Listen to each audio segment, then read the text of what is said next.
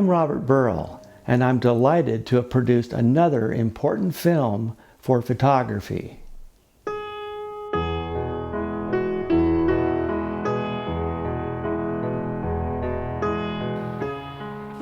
I seem to have known this when I was a very small child.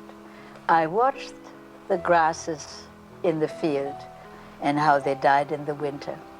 And I was discussing this with my teachers.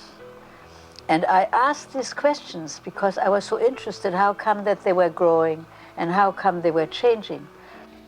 I became very early aware of the fact that nothing can exist without anything else.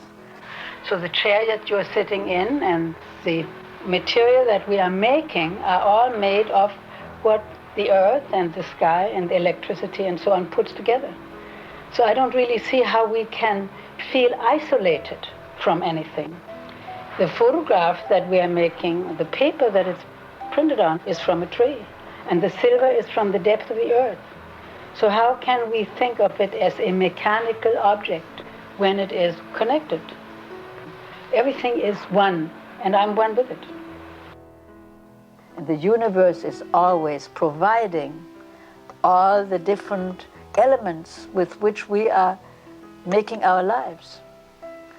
And therefore, nothing can ever be boring or ordinary. Nothing is ordinary because everything is universal and connected.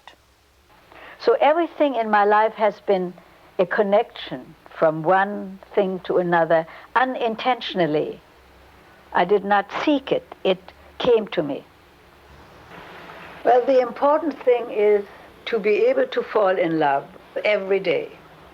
And if you can fall in love with life and everything that is contained in it, then you can become a photographer.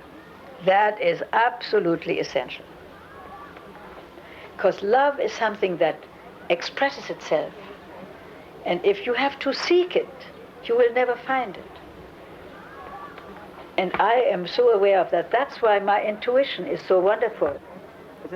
Because I go about life enjoying it, and all of a sudden, something comes along. And it is a wild and wonderful experience to notice, to learn how to notice things. And when I look around the street, in my block, which I have walked for 25 years, I always look at it as if it was for the first time.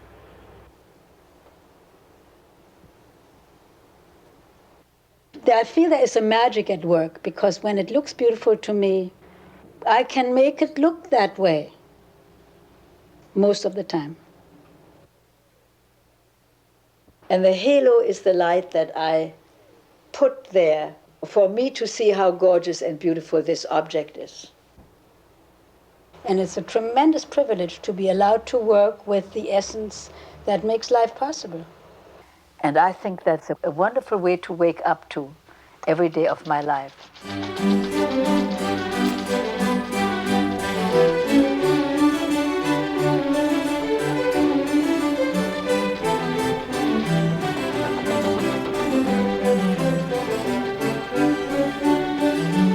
In 1952, I decided that Los Angeles was getting too big, and I had a chance to move to San Francisco, which I looked over on a small visit and decided that it was exactly the right size for me.